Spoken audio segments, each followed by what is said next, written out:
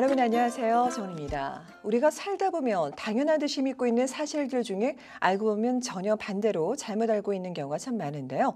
그중에서도 특히 부동산 관련 상식들 중에 확인되지 않은 잘못된 정보로 손해를 보는 경우가 많습니다. 그래서 오늘도 부동산 전문가 마이클 박 중견을 모시고 알아두면 도움이 될 만한 부동산 상식들에 대해서 점검해보는 시간을 갖도록 하겠습니다. 안녕하세요. 안녕하세요. 네, 안녕하세요. 저희가 사실 최근에 부동산이라는 게 그런 것 같아요. 잠깐만 뉴스를 좀 놓치거나 관심을 안 두면 뭔가가 바뀌어져 있더라고요. 다른 것도 마찬가지겠지만 최근에 여러 가지 정책들도 바뀌었다 그러고 특히나 그 세입자 임대 그 계약에 관련된 어떤 정책들의 좀 변화가 있었다고 하는데 정확히 어떤 건가요? 네, 가장 이제 두드러진 게 하나가 있는데요. 네.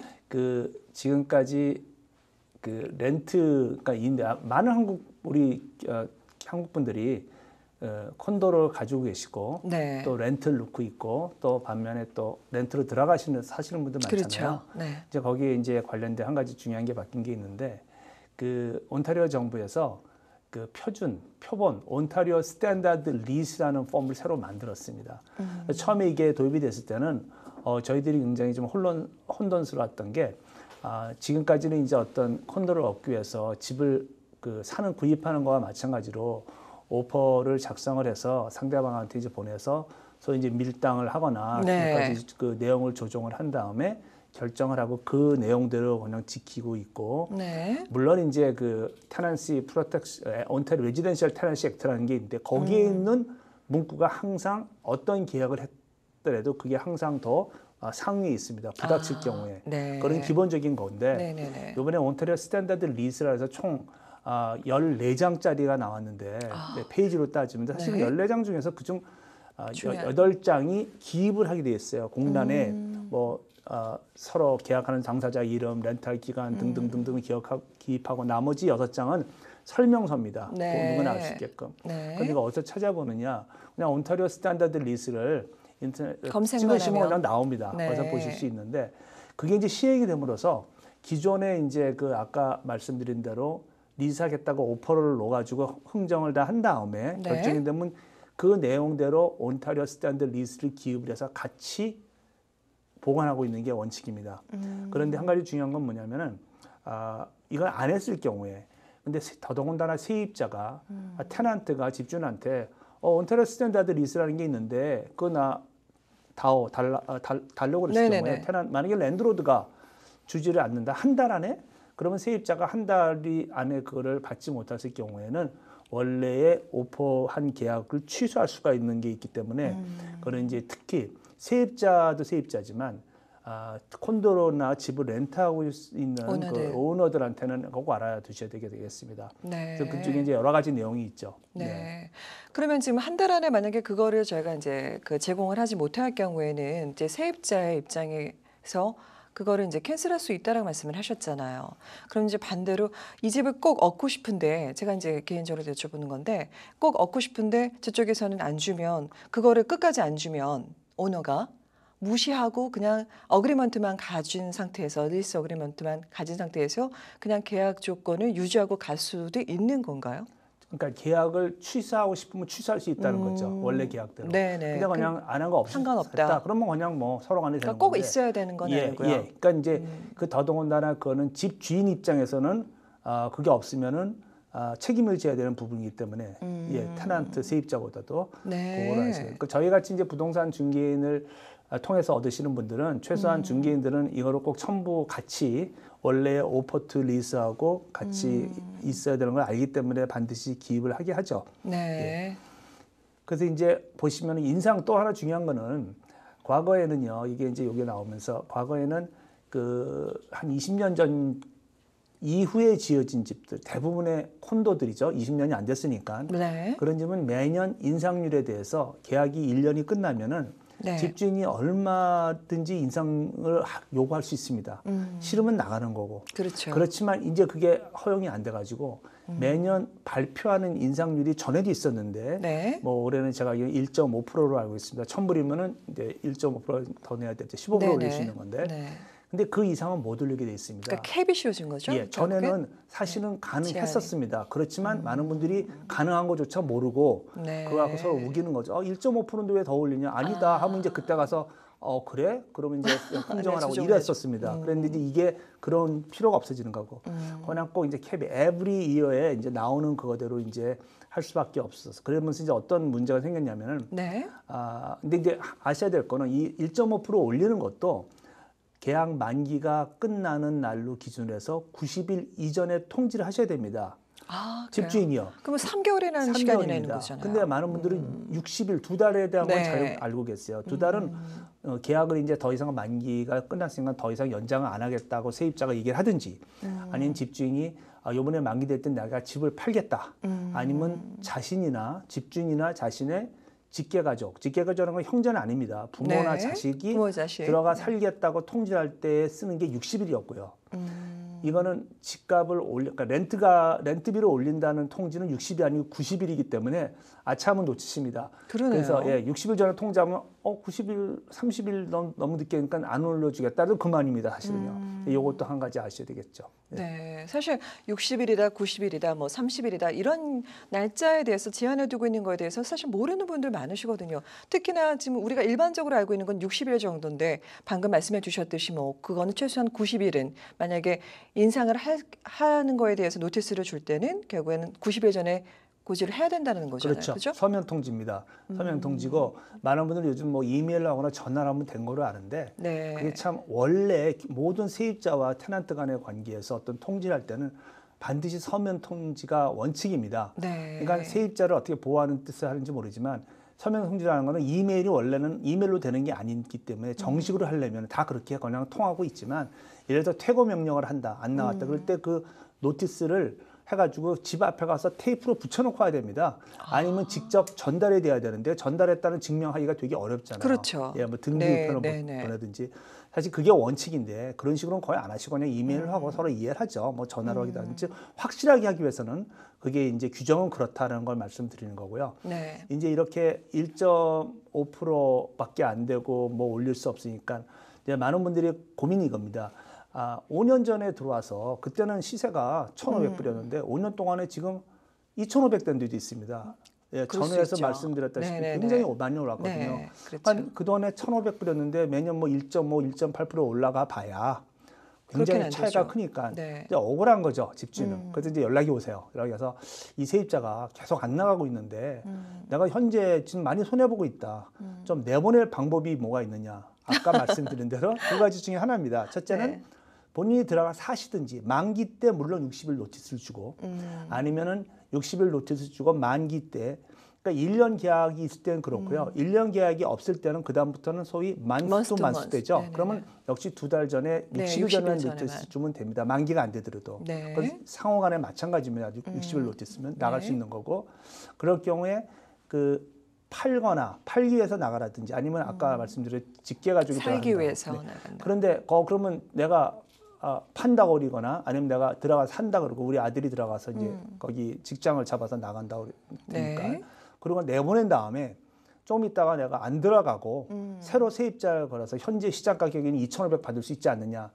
뭐 그렇게 생각할 수 있죠. 그렇죠. 네. 근데 그렇게 해서 이제 발각이 돼서 그걸 이런 룰을 잘 알고 있는 세입자한테 소위 잘못 걸리시면 네. 그래서 이제 해당 기관에 보고를 하면은 최고 25,000불 벌금이고요. 더 큰데요. 예, 굉장히 크죠. 그리고 네. 이제 그 집주인이 개인이 아니고 코퍼레이션, 네네네. 그 회사로 돼 있을 때는 10만 불까지입니다. 그러니까 주로 이거는 해당이 이제 그 큰 아파트에 뭐 몇십 채 있는 그 네. 건물주한테 해당이 되겠죠. 네. 최고가 그렇게 되기 때문에 그걸 잘못하시면 큰 낭패에 빠질 수도 있고. 그래서 요즘은 어떤 현상이 있냐면은 몇 년 동안 살고 있는 테넌트가 웬만해서는 집을 사서 나가거나 정말 꼭 이사를 가야 될 이유가 없으면은 그냥 눌러 삽니다. 그렇죠. 예, 그러니까 네. 지금 딴 데 가서 가봐야 그 가격에, 예, 네, 그러니까 훨씬 힘들죠. 1.5%고 웬만하면 참고 사는 게 그렇기 때문에 이게 지금 어떻게 보면은 그 주택 시장 세입자 그 정부 입장에서는 기존의 주택 세입 그 세놓을 수 있는 물량을 보존하기 위해서 이렇게 여러 가지 아이디어가 나오는데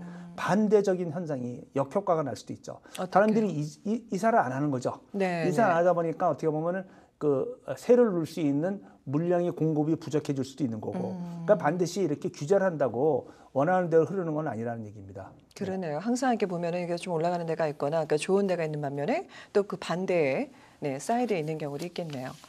그 외에 지금 말씀해 주신 거 말고도요. 저희가 이제 주택 렌트를 할 때 꼭 이것만큼은 주의해야 된다. 이거는 꼭 알고 있어야 된다라고 하는 그런 사항들이 있을까요? 예, 네. 이건 원래 이게 새로 이번에 스탠다드 리스가 나오기 전부터 동일하게 있었는데 많은 분들이 별로 지키진 않았던 것 뿐인데 네. 항상 렌트를 할 때는 첫 달하고 마지막 달을 네. 그러니까 디파짓식으로 네. 그러니까 뭐죠? 디파짓 그러니까 네, first month, last last month. month를 두 달을 내면서 들어오잖아요. 네. 그런데 이제 전에 말씀드렸다시피 뭐 신용도 없고 경쟁이 심한 경우에는 6달을 먼저 주고 네. 아니면 6달 중에서 3달 먼저, 3달 네. 마지막 이렇게 조정을 하거나 사진에서. 아니면 뭐 심한 경우는 1년치까지 주죠. 원래는 1년치를 주면요. 1년치 이자를 계산해서 줘야 됩니다. 1년이 끝난 다음에. 아, 그러니까 그게 네. 뭐 얼마가 될지 모르지만 그게 원칙입니다. 네. 근데 많이 안 하고 아, 있습니다. 네. 그러니까 1년치라는 거는 그게 첫 1년치 냈고 그다음에 11개월, 10개월 그걸 다 계산을 일일해서 해야 되는 게 원칙이기 때문에 계산을 해야 되는 게 원칙인데 안 하고 있는데 네. 그렇게 이제 1년치를 내고 그것도 주인이 요구할 수는 없고요. 네. 집을 얻는 측에서 내가 그렇게 하겠다고 꼭 서면으로 조금 아는 분은 걸 서면으로 받아 놓으셔야 됩니다. 서면을 받아 놓으시고 온타리오 스탠다드 리스에 거기에 별도로 기입을 하셔야 돼요. 네. 예. 그래서 이거는 규정이 어긋나지만 했다. 그렇게 한다고 하더라도 그러고 나서 이사를 들어와 삽니다. 살다 2달 있다가 그렇게 하긴 했는데 규정이 어긋나니까 나머지 달라면 네. 돌려주셔야 됩니다. 그러니까 세입자가. 예, 아. 뭐 그런 경우 없겠지만 그거는 규정은 그렇다는 얘기고요. 네. 또 하나는 뭐가 있냐면은 그 많은 분들이 이제 콘도를 렌트를 놓으실 때 테넌트 조건이 뭡니까? 보통 애완동물, 개, 고양이 네, 없는 사람, 맞아요. 담배 안 피는 사람 이거 하잖아요. 네. 근데 그게 콘도 각 콘도마다 규정이 약간 다른 룰스 앤 레귤레이션이 있는데 콘도 코퍼레이션마다 책자가 있죠. 네, 가다 보면 네. 거기에 정확하게 써 있어요. 뭐 몇 번 다뤘던 건데 이게 네. 그 규정만 어긋나지 않으면은 속이고 들어왔어도 옆에서 어떤 사람이 시끄럽다고 통지가 옵니다. 그러면 전화해요 세입자한테. 걔 없다 그랬잖아. 그럼 사진 찍어서 보냅니다. 요만한 개야. 근데 꼼짝 못해요. 내보낼 수가 없다는 얘기입니다. 그래요. 그러니까 그 콘도 내에서 그만한 개, 뭐 애완동물의 숫자 이런 것만 허용된다면은 암만 계약을 맺었어도 그런 소용이 없다는 얘기고요. 그러니까 오너와 세입자 간에 텐넌트 간의 계약을 맺었어도 상관이 없다는 말씀인 그거는 거잖아요. 다른 법 미치기 때문에 예. 그리고 속이기 들어왔지 않으면 네네네. 계약 위반이다라고 해서 내보낼 네. 수가 없습니다. 아. 예, 그런 게 하나 있고요. 네. 그래서 이제 그 담배도 마찬가지죠.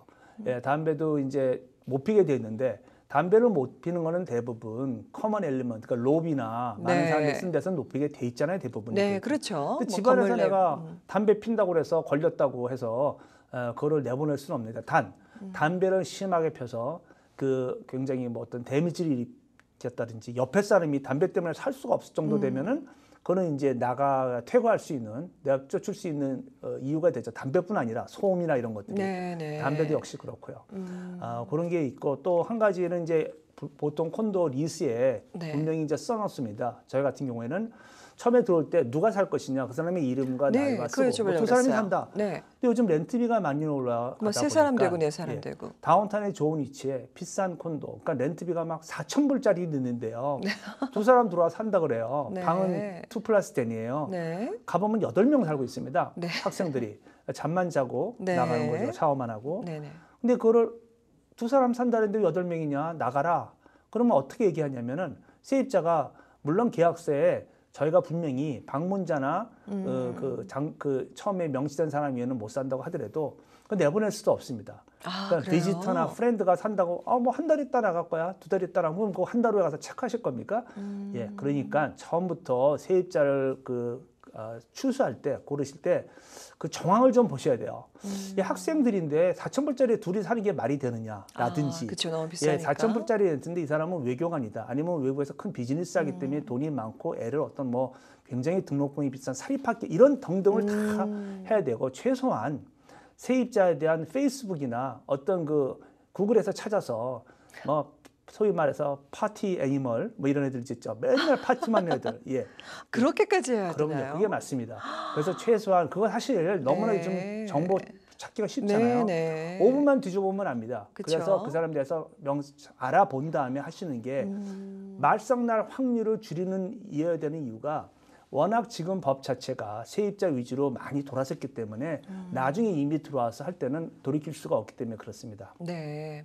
사실 이제 저희가 살다 보면 주변에서 이제 많이 겪는 일이고 또 저 역시도 잘 알고 있지만 또 미처 몰라서 놓치고 있는 부분들을 지금 방금 말씀해 주셨는데 그거 외에 또 어떤 것들을 또 저희가 좀 유념을 해야 될까요? 예, 그 네. 집주인이 요구할 수 없는 게 템포스테이 체크를 가져와라. 10장. 첫 달 마지막이니까 나머지 10장 귀찮으니까 서로 네, 뭐 네, 네, 일을 네. 만나서 또 뭐 네. 돈을 와이어로 네. 보내든지 이거보다는 그냥 가져오는 게 좋잖아요. 날짜 맞춰서. 그렇죠. 그것도 요구할 수는 없습니다. 아. 서로 편리하기 때문에 줄이면 되지만 처음부터 네. 내 템포스테이를 가져와야 되는 게 규정이라고 아니기 때문에 그것뿐만 아니라 이제는 그 카본 모노크사이드 디텍터 일산화탄소 방지기를 설치해야 되는 것도 하나 중에 있고요. 아, 그래요? 예. 그리고 또 하나는 많은 분들이 이제 집에 들어와서 얘들이 학생들이 들어와서 막 잘못 네. 쓰다가 나갈 때 막 데미지도 입혀놓고 네, 네, 어떤 네. 때는 수리비가 500불이 들었느니 1000불이 들었느니 뭐 키친 카운터에 담배 피다가 넣어가지고 태워 먹었느니 등등 여러 가지 상상할 수 없는 정도의 일들이 일어나기 때문에 네. 그걸 겪은 분들은 데미지 디파짓을 요구하는 데미지 디파짓이라는 건 없습니다. 아, 달릴 수 그래요? 없습니다. 키 디파짓은 있어요. 콘도가 네. 이제 파업이니 뭐니 여러 가지 좀 새로 받으려면 돈이 많이 들잖아요. 네, 그렇죠. 최고 뭐 한 200불까지 되죠. 하나에 뭐 100불 그러니까. 네네네. 200불, 300불 정도는 되지만 나는 키 디파짓은 허용이 된다니까 데미지 디파짓 대신에 대신 그건 좀 1000불 많이 받아달라. 받겠다. 이거 안 됩니다.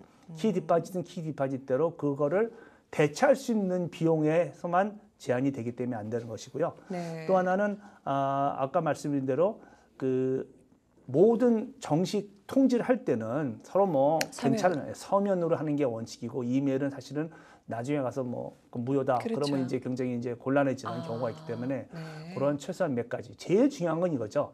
정확히 아무도 알 수는 없지만 처음에 세입자를 고를 때 신중하게 좀 뒷조사, 소위 이제 뒷조사를 하셔가지고 정황을 봐서 이게 말이 되는 건지 이 사람이 그리고 왜 이 사람이 이사를 갑자기 가야 되는 건지 그리고 지금 뭐 집 내놓자마자 3일 후에 돌아와서 사겠다? 이 3일 후에 돌아와서 사는 이유가 뭔지 뭐 이유가 있지 않습니까?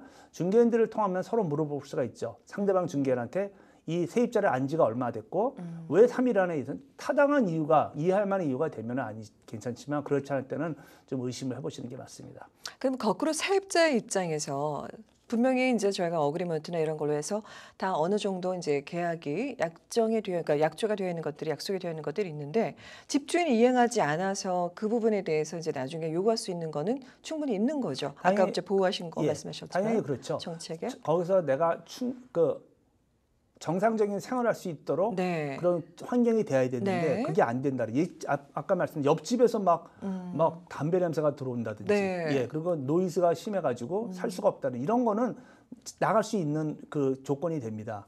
예, 그리고 그런 이제 여러 가지가 있는데 대부분은 그 서로 간에 시비가 붙어서 이제 그 어떻게 보면 소액 재판 같은 데 가시게 되는데 히어링, 출입인날에 가게 되는데 거기에 가면은 세입자의 편을 많이 들어주는 편이기도 하기 때문에 네. 예, 그리고 이제 집주인이 세입자를 내보내려면 증거를 다 가져가야 돼요. 데미지난 거 사진 다 찍고 언제 통지했으며 그런데 네. 그 퇴거를 시작하는 것도 모든 서류가 완벽하게 준비될 게 준비가 돼서 처음부터 시작이 안 돼서 좀 시간이 지나가다가 이거 하나 부족하니까 가져오면 다시 원점으로 돌아갑니다. 그동안에 지나간 시간은 무효가 되기 때문에 잘못하면은 몇 달을 끌 수도 있습니다. 그렇기 때문에 처음부터 애초에 뭐 아무도 정확하게 알 수는 없지만 세입자 선정하는데 최대한도로 선정을 심사숙고해서 정황을 보고 결정을 하실 필요가 있다고 보겠습니다. 네, 근데 요즘에는 사실 꼭 그 중개인을 통하지 않고도 계약서 작성이 가능하잖아요. 그런데 이제 특히나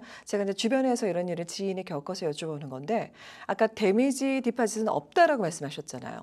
근데 뭐 100불까지는 집주인이 내가 이제 보상을 해주고 아니면은 내가 무상으로 수리를 우리 쪽에서 해주겠다. 하지만 그 이상의 데미지가 발생했을 경우에는 세입자의 responsibility다. 그러니까 결국엔 본인의 책임이다라고 해서 그걸 만약에 명시를 한다라면 그거는 보호를 받을 수 있는 건가요? 아니면 꼭 그대로 이행이 돼야 되는 건가요? 좋은 지적이신데요. 네. 사실 그게 편리하기 때문에 네. 100불 이하의 네네네. 수리비는 세입자가 내고 그 이상인데 그것도 원칙은 안 됩니다. 단 아, 얼마라도 그래요? 모든 게 세입자의 그러니까 집주인이 그 세입자가 고의로 망가뜨렸거나 그렇지 않은 이상은 집주인이 해줘야 되는 게 원칙이죠. 그러니까 원칙적인 그런 거죠. 근데 어느 정도는 서로 간에 말이 되는 사람이면 상식선에서 상식 수준에서 해결을 해야 되는 게 맞겠죠. 네, 알겠습니다. 그렇지만 모든 룰을 알고 있으면은 네. 뭐 할 얘기는 있지 않습니까? 룰을 모르면 저쪽에서 목소리 큰 사람이 이긴다고 그렇게 되기 그런 경우를 당하시지 않으려면은 최소한 룰은 충분히 알고 있으셔야 저쪽에서 상방에서 말이 안 되는 소리를 할 때 이렇게 대응을 하실 수 있지 않나. 네. 사실 그 모든 룰을 알기가 힘들잖아요. 그러니까 최소한 오늘 말씀드린 정도의 룰은 알고 그래서 이제 계셔야. 저희 같은 시간이 있어서 네. 이제 시청자분들 같은 경우에는 최소한 이 정도만큼은 알고 계시면 도움이 됩니다라고 말씀을 드리게 된 거죠. 네, 오늘 너무 말씀 감사합니다. 네. 감사합니다. 네. 여름 휴가는 다녀오셨나요? 세상에는 휴가를 받아도 여행 한번 제대로 하지 못하는 자기 자신에게조차 각박한 사람들이 있다고 합니다.